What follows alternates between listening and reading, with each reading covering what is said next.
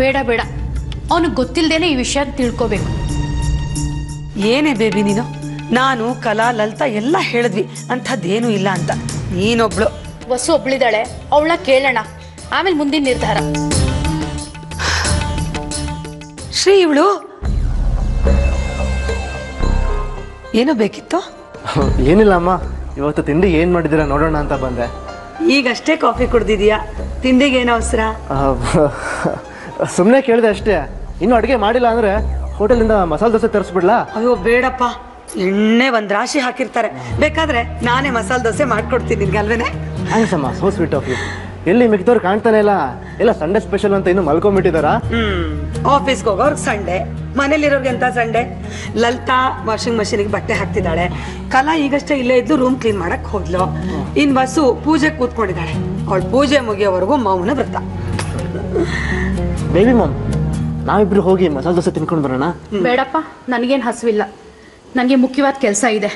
ಅದಕ್ಕೆ ವಸುದು ಪೂಜೆ ಮುಗಿದ ತಕ್ಷಣ ನನ್ನ ರೂಮಿಗೆ ಕಳಿಸಿ, ನಾನು ಅಲ್ಲೇ ಇರ್ತೀನಿ. ಏನೋ ಅದು ಹಾರದ ಬಗ್ಗೆ ಮಾತಾಡ್ತಿದ್ದಾರೆ. ಇನ್ನೊಂದು ಹಾರ ಅಂತೆ. ಯಾವ ಹಾರ ಅದು? ನೀನ್ ಯಾರಿಗಾರು ಕೊಟ್ಟಿಯಾ? ಮಾ, ಅದು ಅಜ್ಜಿಗೆ ಯಾಕೋ ಹೇಳಿಲ್ಲ. ವಿಷಯ ತುಂಬಾ ಗಂಭೀರವಾಗಿದೆ. ಅವ್ರು ಸಿಟ್ಟು ಮಾಡ್ಕೊಂಡು ಮತ್ತೆ ಮನೆ ಬಿಟ್ಟು ಹೋಗ್ಬಿಟ್ರೆ. ನೀನ್ ಜಾಹ್ನವಿನ ಇಷ್ಟಪಟ್ಟೆ ಅಂತ ಮದುವೆ ಮಾಡಿಸಿದ್ದಾರೆ. ಅವಳ ಜೊತೆ ಸುಖವಾಗಿ ಸಂಸಾರ ಮಾಡ್ಕೊಂಡು ಇರಬೇಕು. ಯಾವುದೇ ಕಾರಣಕ್ಕೂ ಅಜ್ಜಿ ಮನ್ಸನ್ನು ನೋಯಿಸಬಾರ್ದು ನೀನು. ಜಾಹ್ನವಿಗೂ ಅಷ್ಟೇ, ಅಜ್ಜಿ ವಿಶ್ವಾಸ ಗಳಿಸೋದೊಂದೇ ಅವಳಿಗೆ ಗುರಿ ಆಗ್ಬೇಕು. ಅರ್ಥ ಮಾಡಿಸೋ ಅವಳಿಗೆ. ಅಮ್ಮ, ನನ್ನ ಕ್ಷಮಿಸು, ನಾನೊಂದು ಸುಳ್ಳು ಹೇಳ್ಬೇಕಾಗಿ ಬಂದಿದೆ. ಆದರೆ ಅದು ಈ ಮನೆ ಒಳ್ಳೇದಕ್ಕೋಸ್ಕರ. ಆ ಸುಳ್ಳು ಸಂಬಂಧಗಳನ್ನ ಗಟ್ಟಿಗೊಳಿಸುತ್ತೆ. ನನ್ನ ನಂಬಮ್ಮ, ಇದರಿಂದ ಯಾವ ಕೇಡಿಲ್ಲ, ತಪ್ಪಿಲ್ಲ, ಪಾಪ ಇಲ್ಲ. ಇದನ್ನ ನೀನೊಬ್ಳಿಗೆ ಮಾತ್ರ ಹೇಳ್ತಿದ್ದೇನೆ. ನನ್ನ ಮೇಲೆ ನಂಬಿಕೆ ಇರಲಿ ಅಮ್ಮ, ಪ್ಲೀಸ್.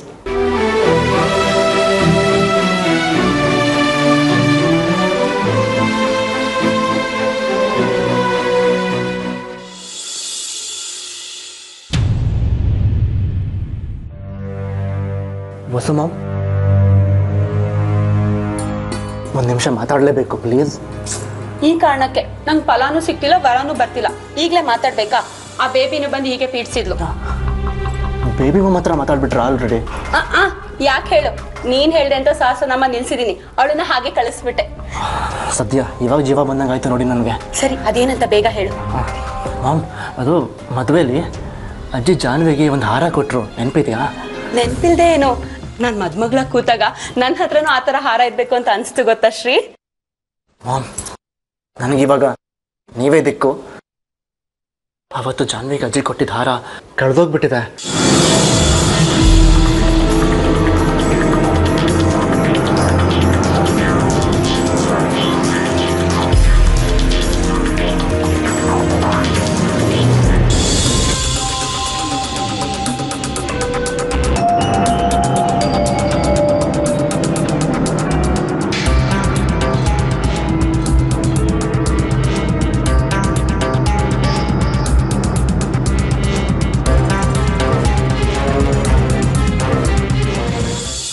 ಡಾಕ್ಟರ್ ನಾಯರ್ ಹತ್ರ ಮಾತಾಡಿದ್ದೀನಿ. ಅವ್ರು ಮುಂದಿನ ವಾರ ಕಾನ್ಫರೆನ್ಸ್ ಮುಗಿಸ್ಕೊಂಡು ಬರ್ತಾರಂತೆ. ಬರ್ತಿದ್ದಂಗೆ ನಿಮ್ಮ ಆಪರೇಷನ್, ಆಮೇಲೆ ನೀವು ಎಲ್ಲಿ ಬೇಕಲ್ಲಿ ಆರಾಮಾಗಿ ಓಡಾಡ್ಕೊಂಡಿರ್ಬೋದು. ಮುದ್ದೆಗೆ ಮುಳುಗ್ ನೀರು, ಇನ್ ಗದ್ದೆಗೆಲ್ಲಿ ಹಾಯ್ ನೀರು ಅನ್ನೋ ಹಾಗೆ ಇರೋ ಕಷ್ಟ ಮುಗಿದ್ರೆ ಸಾಕು. ನನ್ನ ಕಾಲ ಆಪರೇಷನ್ ಏನು ಬೇಡ ಮಗಳ.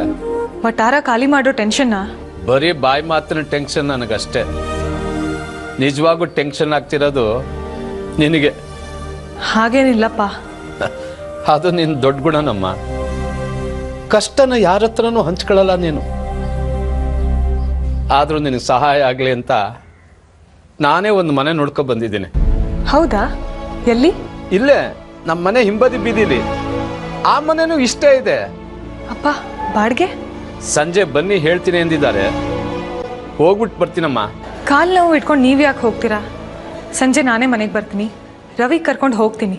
ಅವನು ನಿನ್ನ ಕೈ ಸಿಕ್ಕ ಹಾಗೆ, ಅವನ್ನ ನೀನು ಕರ್ಕೊಂಡು ಹೋದ ಹಾಗೆ. ಕೈ ಮೀರಿ ಹೋಗ್ಬಿಟ್ಟಿದ್ದಾನೆ ಮಗಳೇ. ನನ್ನ ತಮ್ಮ ನಮಗೆ ಅಷ್ಟು ಸಂಕಟ ಕೊಡಲ್ಲ ಅನ್ಕೊಂಡಿದ್ದೀನಪ್ಪ. ನಾನು ಅವನ ಹತ್ರ ಮಾತಾಡ್ತೀನಿ, ಅವನು ಒಳ್ಳೆ ರೀತಿಯಲ್ಲಿ ಬದಲಾಗ್ತಾನೆ. ಹಗ್ಲೊತ್ತು ಕನ್ಸು ಕಾಣೋದನ್ನ ಬಿಟ್ಬಿಟ್ಟಿದ್ದೀನಿ. ಅವನ ಮೇಲೆ ನಂಬಿಕೆ ಇಟ್ಕೊಂಡ್ರೆ ಭ್ರಮೆಲಿದ್ದಾಗೆ.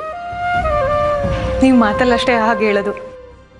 ನಿಮ್ಮ ಮನಸ್ಸಲ್ಲೂ ಹಗಲು ರಾತ್ರಿ ಅವನು ಬದಲಾಗಬೇಕು ಅಂತಾನೆ ಇರೋದಲ್ವಾ? ಎತ್ತೊಟ್ಟೆ ಆತಂಕ ಆಗುತ್ತೆ ಅಮ್ಮ. ಇದನ್ನೇ ಅವನಿಗೆ ತಿಳಿಸಿ ಹೇಳ್ತೀನಿ. ಜವಾಬ್ದಾರಿ ಕಲ್ತ್ಕೋತಾನೆ. ಯಾರಾದ್ರೂ ಹೇಳ್ಕೊಟ್ಟು ಕಲ್ಸೋದಲ್ಲಮ್ಮ ಜವಾಬ್ದಾರಿನ. ನೀವು ಹೇಳ್ಕೊಟ್ಟಿದ್ದಕ್ಕೆ ನಾನು ಮನೆ ಜವಾಬ್ದಾರಿ ತಗೊಳ್ಳೋ ಹಾಗಾಗಿದ್ದು. ನೀನ್ ಜಾಣೆ ಕಣಮ್ಮ. ರವಿನೂ ಜಾಣಾನೇ ಅಪ್ಪ. ನನ್ನ ಸಮಾಧಾನಕ್ಕೋಸ್ಕರನಾದ್ರೂ ಅವನ ಹತ್ರ ಮಾತಾಡ್ತೀನಿ. ಅವ್ನು ನನ್ನ ಮಾತು ಕೇಳ್ತಾನೆ ಅನ್ನೋ ವಿಶ್ವಾಸ ಇದೆ. ಯಾರ ಮೇಲೆ ವಿಶ್ವಾಸ ಇಲ್ಲ ಹೇಳು ನಿನಗೆ?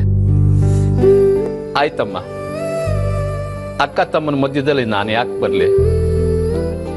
ನೀನು ಹೇಗಿದೆಯಾ ಮಗಳೇ? ಹಾ, ಅನ್ಪೂರ್ಣಮವ್ರದ್ದು ನಿನ್ನ ಜೊತೆ ಹೇಗಿದ್ದಾರೆ? ಮೊದಲಕ್ಕಿಂತ ಪರವಾಗಿಲ್ಲ ಅಪ್ಪ. ಎಲ್ಲ ಸರಿ ಹೋಗುತ್ತೆ ಅನ್ನೋ ನಂಬಿಕೆ ನನಗಿದೆ. ಸದ್ಯಕ್ಕೆ ನನಗೆ ನಿಮ್ಮದೇ ಚಿಂತೆ. ಹಾಗಂತ ಗಂಡನ ಮನೆ ನಿರ್ಲಕ್ಷ್ಯ ಮಾಡಬೇಡಮ್ಮ. ಗಂಡನ್ನ, ಮನೆಯವ್ರನ್ನ ಎಲ್ಲಾರನ್ನೂ ಚೆನ್ನಾಗಿ ನೋಡ್ಕೊಂಡು ಹೋಗು ಮಗಳೇ.